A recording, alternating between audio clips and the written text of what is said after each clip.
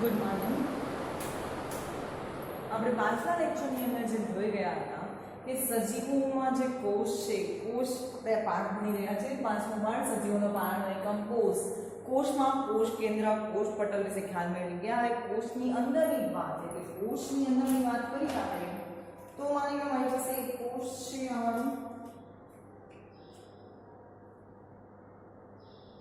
બરાબર. મને ચોરસ જ બતાવીશ, આપણે નાના નાના ગોળ બનાવી શકીએ છીએ. એની અંદર કોષ કેન્દ્ર હતું, એની ઉપર કોષ રસ, કોષ પટલ હતું, કોષ કેન્દ્ર પટલ. હવે જે વધારાનો જે ભાગ છે અહીંયા તમે કોષ દિવાલની અંદર આમાં કાંઈ પાણી જેવું રહેલું છે, તરલ પદાર્થ. એ તરલ પ્રવાહીને આપણે કોષ રસ તરીકે ઓળખવામાં આવે છે, જેનાથી સજીવના કોષનો આકાર બને છે. અને જો ડુંગળીના કોષની આપણે સ્લાઇડ જોઈ હોય તો એમાં આછા કલરથી સ્થાપિત થતું હોય એને આપણે કહેવામાં આવે છે કોષ રસ. કેમ કે તમે જ્યારે સ્થાપિત કરો છો કોઈ પણ સ્લાઇડને તો એનું કોષ કેન્દ્ર અને કોષ દિવાલ વધારે કલરથી સ્થાપિત થશે. અંદરનો ભાગ પાણીના કારણે એનો કલર ડાયલ્યુટ થઈ જશે અને જેથી આપણને આછા કલરનું દેખાય છે. કોષ કેન્દ્ર ની અંદર આવેલી આ રચના જોવા મળે છે કોષની અંદરની. હવે આ જે કોષ રસ પટલ અને તરલની વચ્ચેની વાત કરી, કોષીય અંગિકા કે કોષ કેન્દ્રનો વિસ્તાર છે એ આપણે જોયું. આદિ કોષ કેન્દ્રીય અને સુકોષ કેન્દ્રીય વચ્ચે તફાવત જોઈએ તો સૌથી પહેલી વાત થાય છે આદિ કોષ કેન્દ્રીયમાં કોષ રસ હશે, એમાં પણ સુકોષ કેન્દ્રીયમાં પણ હશે. માત્ર ભેદ ક્યાં આવે બંનેમાં તો આદિ કોષ કેન્દ્રીયની અંદર કોષ રસનો જે વિસ્તાર છે ત્યાં કોઈ અંગિકાઓ જોવા મળશે નહીં, પરંતુ સુકોષ કેન્દ્રીય સજીવોની અંદર વિવિધ પ્રકારની અંગિકાઓમય રચના જોવા મળતી હોય છે. એટલા માટે એને સુકોષ કેન્દ્રીય સજીવો કીધું. એની અંદર સાથે બીજું શું તફાવત હતું? એની પટલમય રચના. એમાં સુકોષ કેન્દ્રીયોમાં કોષ કેન્દ્રની ઉપર પટલમય રચના હતી, આદિ કોષ કેન્દ્રમાં પટલમય રચના હોતી નથી. તો આપણે આના પર ખ્યાલ આવે છે પટલનું શું મહત્વ છે. તો ઉદાહરણ લઈએ વાયરસનું. વાયરસની ઉપર કોઈ પટલમય રચના જોવા મળતી ન હતી, તો એના કારણે બસ એમાં કોઈ વિવિધ પ્રકારની અંગિકા પણ તો એ પોતે બાહ્ય રીતે નિર્જીવ તરીકે વર્તે છે, પરંતુ જ્યારે કોઈ સજીવની અંદર પ્રવેશ કરે ત્યારે એ સજીવ તરીકે વર્તવાનું ચાલુ કરતું હોય છે. એનું ઉદાહરણ ખ્યાલ આવી ગયું હોય તમને શું કરવા એને કીધું? મુખ્યત્વે એને શરીરની અંદર પ્રવેશ્યા પછી યાંત્રિક ક્રિયાઓ દ્વારા સજીવની અંદર પ્રવેશે છે, એમાંથી એનું પોષણ મેળવે છે અને પછી જ એ સજીવની અંદરથી પોતાનું કાર્ય કરીને બીજા એના જેવા ઉત્પન્ન કરતું હોય છે. જેમ કોરોના વાયરસની વાત કરીએ તો એ વાયરસ પણ તમારા શરીરમાં પ્રવેશી અને તમને ડેમેજ કરે છે અંદરથી, કે તમારે નુકસાન પહોંચાડે છે કોષોને અને પછી એમાંથી પોતાની ઉત્પન્ન એના સંતતિ કરે છે અને ધીમે ધીમે તમારા શરીરને કોષોને બગાડતા હોય છે. સામાન્ય વાયરસ પણ આ જ કામ કરે છે બધી જગ્યાએ. હોવા માટે અને લડવા માટે આપણી ઇમ્યુનિટી હજી કેપેબલ નથી. કેમ કે ક્યારે આપણા શરીરને પહેલી ખબર નથી, વેક્સિન તમને આપે ત્યારે શું થાય કે એક વખત એવો વાયરસ આપણા શરીરમાં નાખવામાં આવ્યો વૃદ્ધ સ્વરૂપ. તમારા શરીરને ખબર છે કે આવું વ્યક્તિ આવે તો કેમ બનવાનું. જેમ કોઈ સેના હોય તો કેમ સેનાપતિ હોય તો ખબર છે એક વખત યુદ્ધ થયું હતું, આમાં આવી રીતે વિજય મેળવ્યો હતો, બીજી વખત કોઈ એવી રીતે ચડાઈ કરવા આવે તમે એનાથી જીતી જાઓ એ તમે એવી રીતે લડેલા છે. બસ એ જ વસ્તુ છે એની અંદર. હવે તફાવતની અંદર જોઈએ તમારે કે આદિ કોષ કેન્દ્ર અને સુકોષ કેન્દ્ર વચ્ચે તફાવત. આ પ્રશ્ન પૂછવામાં આવતો હોય છે 3 માર્ક કે 2 માર્કની અંદર અને તમારું HW હોમવર્ક માં પણ તમારે કાલે મને આ આદિ કોષ કેન્દ્ર અને સુકોષ કેન્દ્ર વચ્ચેનો તફાવત સબમિટ કરવાનો રહેશે. હવે આદિ કોષ કેન્દ્રીય સજીવોની વાત કરીએ તો કેવા પ્રકારના સજીવો કોનો સમાવેશ કરવો એની અંદર? તો એવા સજીવો કે જેમનો કદ આદિ કોષ કેન્દ્રીય કદના સામે નાનું 1 માઇક્રોમીટર 1 થી આ હું તમને તમારા પોસ્ટરમાંથી જ કહું છું, તમે અલગ ન કહેતા કે આ ક્યાંથી આવ્યું. આ તમને દેખાય છે આદિ કોષ કેન્દ્રીય, એનો જ કહે છે. ખાલી જગ્યા હું તમને બોલું છું, તમે લખી નાખજો સાથે સાથે. ચલો લખો. કદમાં સામે નાનું 1 થી 10 માઇક્રોમીટર. 1 માઇક્રોમીટર બરાબર 10⁻⁻6 મીટર. 10 ને માથે માઇનસમાં બાદબાકીમાં 6 ઘાત મીટરમાં. તો સામે સુકોષ કેન્દ્રમાં કદ સામાન્ય મોટું 5 થી 100 માઇક્રોમીટર.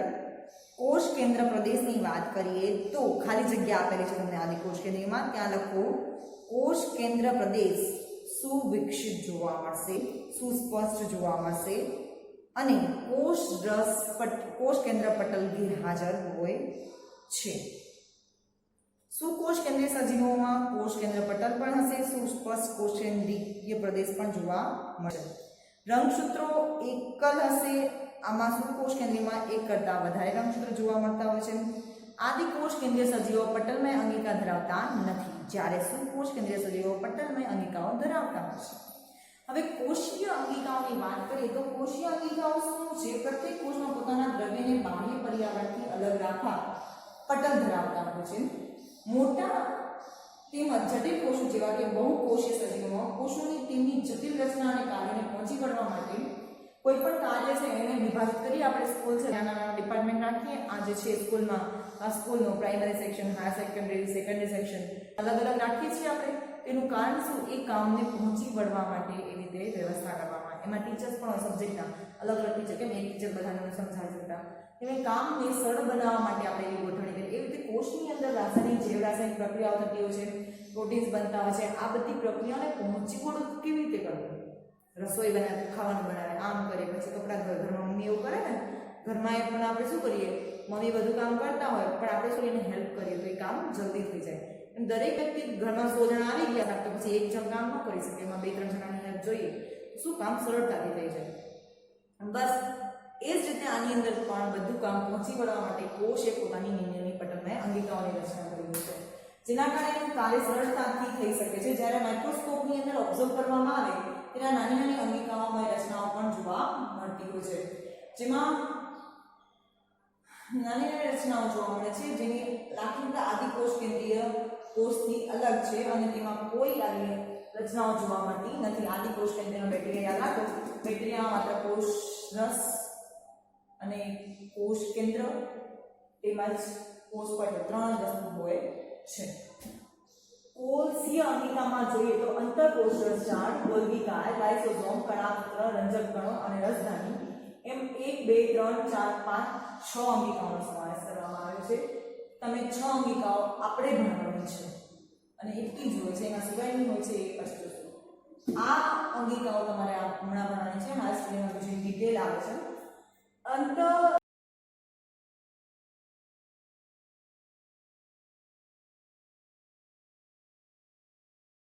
જ્યાં તમે પ્રોટીન ઉત્પન્ન થતા હોય અને એને લઈ જવા હોય એમાં એને દ્વારા માહિતી બધું, તો એની માટેની આ રચના છે. એને કહેવાય છે અંતઃકોષરસ ઝાડ, કે જેના દ્વારા કોઈ પણ કોષ કેન્દ્રની માહિતી કોષ રસ સુધી મોકલવામાં આવતી હોય. રબચડા કણિકામય જે જોવા મળે છે એ અંતઃકોષતા છે. કોષ રચના, કોષ કેન્દ્ર પટલ વચ્ચેનો ભાગ, એના ઉપર પટલ, ઝાડ અને લીસી સપાટીમય રચના ગોલી પ્રસંગ સાથે. એ જ તમને થોડી મોટી કરીને બતાવું. જો દેખાય છે આવી રીતે મોટી રચના, ગોલ્ગીકાય ને બધાની રચના, અંતઃકોષરસ ઝાડ ને એ બધાની કરેક્શન અહીં ડિટેલ વધારે છે, એ આપણે પછી જોવાનું છે. આ તમે જે આકૃતિ જુઓ છો ઉપર અંતઃકોષરસ ઝાડની, એ કોષરસ ઝાડની રચના આવી કંઈક હોય છે, જોઈ શકો છો. કોષ કેન્દ્ર પટલ, છિદ્ર, કણિકામય અંતઃકોષરસ. કણિકામયની ઉપર એટલે નાના નાના બીજોબોઝોમ આવેલા હોય એને કણિકામય કહે છે, અને જેના ઉપર કણિકા નથી નાની નાની એને કણિકાવિહીન તરીકે ઓળખવામાં. કણિકાવિહીન છે, આ કણિકામય. સમજાણું? એવી રચનાઓ જોવા મળતી હોય છે. 2 પ્રકારના હોય છે એની અંદર પણ અંતઃકોષરસ ઝાડ, ખરબચડાચડી કે કણિકામય અંતઃકોષરસ ઝાડ. કેમ રિબોસોમ્સ જે છે એ શું કરે છે, એમઆરએનએ દ્વારા માહિતી જે આપવી હોય એનામાંથી પ્રોટીન બનાવવા માટે મદદ કરતા હોય છે. એ અંતઃકોષરસ ઝાડની ઉપર હોય છે.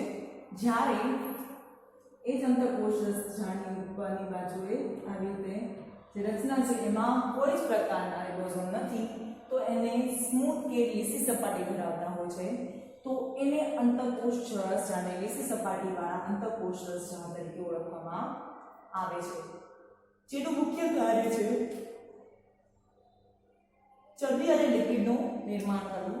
ચરબી અને લિપિડનું જે નિર્માણ થાય છે એને સંગ્રહ કરવાનું કામ લીસા અંતઃકોષરસ ઝાડ કહે છે. ઉપરનામાં ખરબચડા છે એટલા માટે એને rough endoplasmic reticulum endoplasmic reticulum એટલે અંતઃકોષ રસજાળ. તમારી બુકમાં ઇંગ્લિશ શબ્દ લખ્યા છે, તમે ઇંગ્લિશ શબ્દ યાદ કરવાનો પ્રયત્ન કરશો કેમ કે ઇંગ્લિશ શબ્દ તમને આગળ ફ્યુચરમાં કામ આવે છે.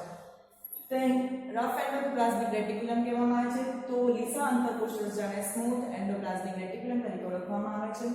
ઉપર રિબોસોમ શું છે એ એક પ્રકારનું અંગિકાનું ભાગ છે. તેમજ તમારી બુકમાં જે ડેફિનેશન લખી છે જોઈ લઈએ એકવાર. કારણ કે તેની સપાટી ઉપર કણિકામાં રિબોસોમ છે. રિબોસોમ બધા જ સક્રિય કોષોમાં હાજર હોય છે. તે પ્રોટીનનું સંશ્લેષણ કરવાનું સ્થાન છે. પ્રોટીનનું સંશ્લેષણ એટલે પ્રોટીન જે બનાવવા માટેની પ્રક્રિયા થતી હોય છે એના માટેનું કામ આપે છે. અને રફ એન્ડોપ્લાઝમિક રેટિક્યુલમ એટલે કે અંતઃકોષ રસજાળના નિર્માણ પામેલા પ્રોટીન્સને કોષમાં જરૂરિયાતને આધારે વિવિધ સ્થાનોએ મોકલવાની ફરજ હોય છે. કે જે પણ માહિતી મળી હતી એમઆરએનએ દ્વારા જે પણ માહિતી મળી કે ભાઈ એમઆરએનએ કીધું કે મારે અહીંયા કને કોષમાંથી ગોલ્ગી ગાયમાંથી કંઈક જોઈએ છે તો એ માહિતી આના દ્વારા મોકલવામાં આવતી હોય છે. રિબોસોમની મદદથી આ પ્રોટીન બનાવવામાં મદદ થાય છે. પ્રોટીનના વહનનો માર્ગ અને કોષ કેન્દ્રથી કોષ રસ સુધીનું કામ. હવે એક વખત જે કોષ કેન્દ્રમાં પ્રોટીન બનાવવા માટે માહિતી આવી ગઈ એનામાંથી પ્રોટીન બની ગયું થોડું ઘણું, એ પ્રોટીન આગળ અંતઃકોષ રસમાંથી પ્રક્રિયા કરી અને કોષ અંતઃકોષ રસ ઝાડમાંથી પ્રક્રિયા કરી કોષ રસમાં પ્રવેશ કરતું હોય છે. તો એ કોષ રસમાં પ્રવેશ કરે છે કોણ? તો પ્રોટીન ઉત્પન્ન થશે ત્યાં કરે. તો જે પ્રોટીન બને છે ત્યાં સુધીની પ્રક્રિયા ક્યાં હશે? અંતઃકોષ રસ ઝાડની અંદર થતી હોય છે.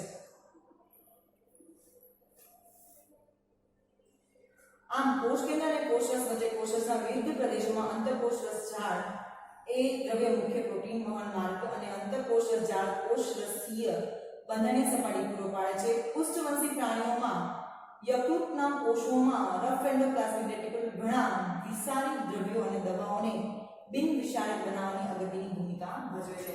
માનો તમે એમ ઘણી વખત વિષારી દ્રવ્ય આવી ગયો તમારા ખોરાકમાં કે કોષની અંદર વિષારી દ્રવ્ય ઉત્પન્ન થયું તો એને દૂર કરવા માટે સ્મૂથ એન્ડોપ્લાઝમિક રેટિક્યુલમ કે લીસી અંતઃકોષ રસ ઝાડની જે રચના હતી એના દ્વારા આ પ્રક્રિયા કરવામાં આવતી હોય છે. આજે આપણે શું ભણ્યું? કોષ રસ કોને કહેવાય છે? એની પહેલી અંગિકા અંતઃકોષ રસ ઝાડ કોને કહે છે? તમારે જોવી હોય તો ગોલિકા આપણે લઈ લઈશું. પછી લાઇસોસોમ, કણાસૂત્ર, રંજકકણો અને રસધાની એ કરીએ એટલે આપણો ચેપ્ટર પૂરો થઈ જશે. તમારો 4 લેક્ચરની અંદર આ પાઠ પૂરો થઈ જશે ઓછામાં ઓછું. તો આની અંદરની જે અંગિકામય રચના છે એને જોઈએ. એક મિનિટ હોમવર્ક જોઈ લો તમે. કોષ રસ ઝાડ અને કોષીય અંગિકા આપણે બે જ મુદ્દા રાખીએ છીએ. હોમવર્કમાં આદિ કોષ કેન્દ્ર અને સુકોષ કેન્દ્રીય છે તફાવત મારી બુકમાં આપેલો છે કોષ્ટક એ લખાવી દીધો છે મેં તમને. તમે મને કાલે સબમિટ કરશો એના વિશે બાકી કોષ રસ વિશે માહિતી તેમજ કોષીય અંગિકામાં અંતઃકોષ રસ વિશે આખી માહિતી તમારે લખવાની છે. થેન્ક યુ આ લેક્ચર માટે.